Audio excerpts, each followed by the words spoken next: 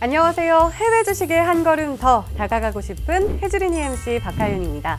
해외 주식에 처음 시작하는 주린이 분들이 단계별로 투자 노하우를 한 걸음 한 걸음 배워나가 성공 매수하자라는 의미로 기획된 미래에셋대우의 유튜브 채널 스마트머니의 기획 콘텐츠 이름하여 해외 주식 스텝 바이 스텝. 저희가 지난 두 편에서는 마인드 세팅하기와 투자 정보 수집하기를 배워봤는데요. 아직 두 편을 시청하지 못하셨다면 먼저 두 편을 마스터하시고 본편을 시청해 주시기 바라겠습니다. 자, 그럼 오늘도 구용옥 상무님 모시고 스텝 바이 스텝 시작해 볼 텐데요. 세 번째 스텝 배워보도록 하겠습니다. 해외 주식 스텝 바이 스텝.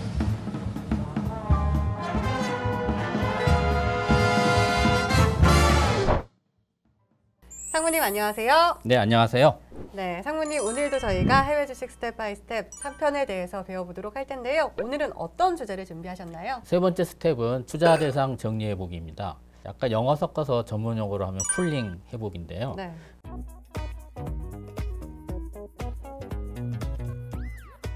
근데 사실 풀링이라는 단어가 굉장히 생소해요. 풀링하기, 구체적으로 어떤 과정을 이야기하시는 건가요? 투자 대상을 선정하는 과정이라고 할 수 있는데요. 투자를 실질적으로 하기 전에 어느 정도의 투자 대상들을 선별해 놓고 실질적으로 투자를 하게 되는데 실제 투자하기 바로 직전 단계라고 할 수 있겠습니다. 더 쉽게 말하면은 투자를 실제로 하기 전에 필터링을 한번 한다, 이렇게 생각하시면 더 쉬울 것 같습니다. 사실 종목 선정이 투자에 바로 직결되는 부분이기 때문에 저희 스텝 바이 스텝에서 가장 중요한 과정이지 않을까 싶은데요. 그동안에 뭐 뇌동매매라든지 뭐 리딩방에 의해서만 정보를 수집하던 그런 투자자들 입장에서는 상당히 어려운 과정이라고도 할 수 있겠습니다. 그렇지만은 이 과정을 잘 거쳐야 실질적인 투자를 하는 데 있어서 상당히 도움이 될 수 있는 과정이라고 할 수 있겠습니다. 지금 말씀하시는데 제가 굉장히 찔렸어요. 뇌동매매라고 하셔가지고 네, 그래서 제가 네. 풀링이라는 단어가 조금 생소했던 것 같아요. 3편 시작하기 전에 퀴즈 하나 내도 될까요? 오, 네. 작년 한 해 동안 미래에셋대우 고객분들이 거래했던 해외 주식 종목 수가 몇 개나 될까요? 감이 잘 안 잡히는데 그래도 한 2,000개 정도 될까요? 좀 약하게 쓰셨는데요. 아, 진짜요? 실제로 저희가 조사를 해보니까 13,500 종목을 거래를 하셨습니다. 우와. 그렇게 많은 종목이 거래되는데 어느 기준이라든지 실질적인 종목 선정 과정을 거치지 않는다면 실제로 투자하기가 상당히 어려울 수 있다고 할 수 있겠죠. 또한 이제 뭔가를 또 선별해서 정리한다고 하면은 초기에 너무 거창하게 생각하시는 맞아요. 경우가 있습니다. 그런데 이거는 투자를 하기 위해서 정리를 하는 거기 때문에 상당히 간략한 형태로 정리를 하면은 그게 좋은 방법일 것 같습니다. 우리가 어떤 상품을 살 때는 좋아하는 브랜드나 뭐 선호하는 것들이 있잖아요. 주식 투자 종목을 선정하는 과정도 이와 별반 다르지 않다고 생각이 드는데요. 네.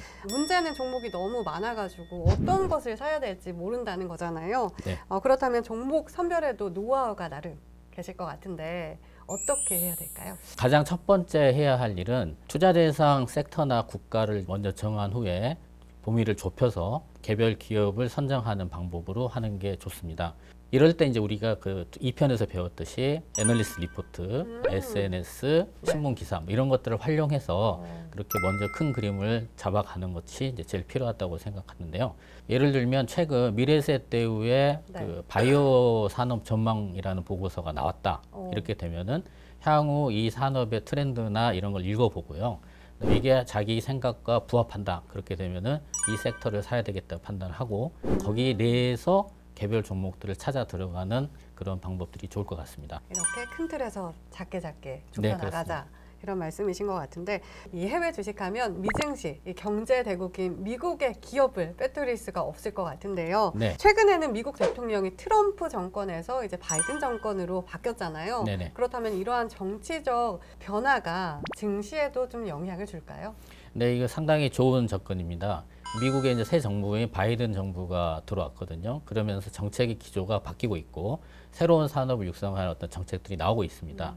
이런 것들을 잘 겨냥해서 이제 미국 기업에 투자를 하는데 어느 섹터에 대한 정책에 힘을 받는다. 이렇게 되면 이제 미국에 대한 투자 어떤 방향을 잡을 수가 있는 거고요. 또 다른 축에서는 이제 중국이 미국을 따라잡는 상황이 지금 오고 있지 않습니까? 맞아요. 그래서 그렇게 되면 이제 중국에 대한 기업에 대해서도 투자를 해야 될 것이고 특히 중국 정부가 뭐 7대 산업이나 이런 걸 키우기 위해서 상당히 노력을 하고 있기 때문에 키우려는 산업 내에서 자기가 투자하고 싶은 섹터를 정하는 것들이 이런 것들이 좋은 접근이라고 할 수 있겠습니다. 네, 다른 한편으로는 이제 최근에 또 테마가 되고 있는 친환경 에너지, 그다음 ESG 이런 것들이 이제 상당히 부각이 되고 있지 않습니까? 네. 이러한 기업들이 앞으로 발전할 것이다, 더 커질 것이다 이렇게 생각한다면 이거에 대한 투자 테마를 가지고서 전체 범위를 정하고 또다시 그 안에 들어있는 해당되는 기업들이나 종목들을 찾아서 투자 대상으로 선정하는 뭐 이런 방법도 있을 거라고 생각합니다. 네, 상무님 근데 특정 산업이나 신성장 산업 같은 경우에는 우리 해주린이 여러분들이 조금 어렵게 느끼실 수 있을 것 같은데요. 네. 초보자의 입장에서 봤을 때 가장 효과적으로 좀 종목을 선별할 수 있는 노하우 없을까요? 투자 대상 기업을 선정할 때는 바텀업 접근 방식을 쓰는 게 좋다고 생각합니다. 바텀업 왠지 좀 더 전문적인 용어가 나오는 것 같은데 단어를 그대로 직역해 보자면 아래에서 사서 위에서 팔자 이렇게 생각을 해볼 수 있을까요? 그건 아니고요. 네. 바텀업은 밑에서 본다는 이야기입니다. 아. 그러니까 개별 기업을 먼저 본다 하는 관점인데요. 이거를 교과서적으로 설명을 좀 드리면은 네. 해당 기업의 성장성, 뭐 현금 흐름, 뭐 이런 재무적인 지표들을 가지고서 그 종목을 골라낸다. 뭐 이런 관점입니다. 쉽게 말하면은 기업을 경쟁력 관점에서 본다. 이렇게 쉽게 설명드릴 수 있겠습니다. 재무적인 지표들이 상당히 그 해주린이 입장에서는 접근하기 어려운 네, 것들이거든요. 어려워요. 그래서 쉽게 좀 정리를 해보면은 해당 산업의 1등 기업을 찾는다. 이런 식으로 설정을 해놓고 보면은 그게 바텀업 어프로치의 어떤 기본적인 생각이다. 이렇게 말씀드릴 수 있겠습니다. IT 중에는 애플, 그리고 커피 전문점 중에는 스타벅스, 전기차 중에는 테슬라, 뭐 이 정도로 생각을 해볼 수 있을까요? 네, 그렇습니다. 실제로 개인들이 그렇게 투자를 했을 때 상당히 성과가 좋았다고 말씀드릴 수 있겠습니다. 이런 기업들은 경쟁력이 있기 때문에 과점 형태의 어떤 산업 구조에 들어가 있는 경우가 많고요. 보통은 과점이라고 하면은 상당히 악덕 기업이었던 이미지로 네. 많이들 이야기를 하시는데 실제로 이제 이런 기업들은 혁신을 통해서 과점적인 시장 지위를 자기들이 찾아간 거거든요. 그렇기 때문에 이익이라든지 모든 지표들이 상당히 좋고 그다음에 계속적인 성장을 이룰 수 있는 겁니다. 그래서 이제 이런 1등 기업들을 선정하는 것이 좋은 방법이다 이렇게 말씀드릴 수 있겠습니다. 기업의 경쟁력 관점으로 접근하는 바텀업 방식, 국가의 산업의 1등을 찾는 거잖아요. 그래서 네네. 굉장히 주린이 분들이 활용하기 좋을 것 같은데 또 다른 측면으로 선별을 할 수 있는 방법이 있을까요? 네, 또 다른 측면으로는 경기 순환 사이클에 따라서 기업을 정하는 방법이 있습니다. 이 경우에는 이제 경기 순환 측면에서 어떤 섹터가 아니면 어떤 국가가 좋을 거다. 앞으로 좋은 때가 오니까 그런 기업에 투자를 한다. 이런 생각 하에서 하는 방법이고요. 그렇지만 이제 해주린이 입장 아니면 네. 이제 좀 초보자 입장에서는 이 사이클이 지금 어느 국면에 내가 있는지 아니면 해당 산업이 거기 어느 국면에 가 있는지를 알기가 좀 어렵습니다. 네. 또 하나는 사이클에 따라서 종목을 자꾸 좀 바꿔줘야 됩니다. 이거는 약간의 전문가의 손길이 필요한 부분이고요. 거기에 맞춰서 종목을 이제 계속 바꿔줘야 되기 때문에 우리가 말했던 장기 투자자의 어떤 관점하고는 약간은 그 거리가 좀 있을 수 있는 방법이다 이렇게 말씀드릴 수 있겠습니다. 그 1등 기업을 찾는 바텀업 방식을 좀 활용해 보면 참 좋을 것 같습니다. 네, 그렇습니다. 나름대로의 투자 대상을 압축해서 정리한 다음에 여기서 투자 대상을 3가지 정도의 범주, 카테고리라고 하죠. 네. 이걸로 나눠서 할 수가 있는데요. 이 3가지 카테고리에는 성장형, 인컴형, 경기순환형 이렇게 나눌 수가 있겠습니다. 네, 성장형은 장기 트렌드 변화를 주도하는 업종이나 국가를 말합니다. 테마별로 나눠볼 수도 있고 국가별로도 나눠볼 수가 있는데요. 테마별로는 뭐 친환경 에너지, 뭐 ESG, 전기차 뭐 이런 각각의 섹터를 정하고 거기에 맞는 이제 기업들을 골라보는 이런 과정이 하나 있을 거고요. 그다음에 성장형의 또 국가별로 봤을 때는 중국이 또 새롭게 부상하고 있지 않습니까? 그래서 이제 중국 관련 어떤 포트 이렇게 짜볼 수가 있는 거죠. 성장 컨셉으로 투자 대상을 고를 때는 개별 기업을 고를 수도 있고요. 테마형 ETF를 고를 수도 있습니다. 개별 기업 주식은 경쟁력 관점에서 접근을 해야 될 거고요. 하지만은 이 개별 기업은 고유한 리스크가 발생할 수 있다 하는 점들을 생각할 수 있겠습니다. 그래서 그러한 고유한 리스크를 한번 줄여보겠다고 생각하면은 테마형 ETF를 투자 대상으로 선정하는 방법도 있을 겁니다. 지금도 ETF에 대해서 말씀을 해주셨잖아요. 네. 요즘 제가 주식 공부를 하면 ETF가 정말 많이 언급이 되더라고요. 네. 우리 해주린이 분들은 좀 생소하실 텐데 ETF가 어떤 건가요? ETF는 Exchange Traded Fund라고 할 수가 있는데요. 이거를 한국말로는 상장지수 펀드라고 합니다. 그 인덱스 펀드를 거래소에 상장시킨 형태다 이렇게 말씀드릴 수 있습니다. 그러다 보니까 주식의 성격도 있고 펀드의 성격도 있는. 네, 개별 종목이 아니라 한 번의 투자로 우량 기업들을 좀 분산해서 살 수 있다 이런 장점이 있는 것 같은데요. 네, 맞습니다. 두 번째로는 인컴형 자산이라고 말씀드릴 수 있는데요. 변동성은 좀 작지만은 네. 꼬박꼬박 배당을 받을 수 있는 그런 투자 대상이라고 할 수 있겠습니다. 네, 건물주처럼 월세를 받는 느낌으로 주식을 할 수 있다 이렇게 말씀해 주셨었잖아요. 네, 그렇습니다. 대표적으로 배당주의 성격을 가지고 있다고 할 수 있는데요. 그래서 개별 기업도 있고 ETF에도 배당 성격의 투자 대상이 있다고 할 수 있고요. 시장에 상장된 리츠도 배당을 주는 주식이라고 할 수 있는데요. 리츠는 이제 투자자들의 돈을 받아서 부동산에 투자를 해서 거기서 나오는 수익금을 배분하는 그러한 상품이라고 할 수 있겠습니다. 네. 그러니까 이것도 이제 배당의 성격이 있다 이렇게 말씀드릴 수 있겠습니다. 인컴형도 개별 주식을 사게 되면은 개별 주식의 리스크가 또 있거든요. 그래서 그걸 줄이기 위해서는 이제 인컴형 ETF라는 것들을 활용하는 방법도 있습니다. 네, 아무래도 저 같은 겁이 많은 해주린이 분들은 리스크가 많은 종목들을 직접 사는 것보다는 이렇게 인컴형으로 안정적인 수익을 낼 수 있는 종목들을 선정하는 것이 굉장히 중요할 것 같아요. 네, 그렇습니다.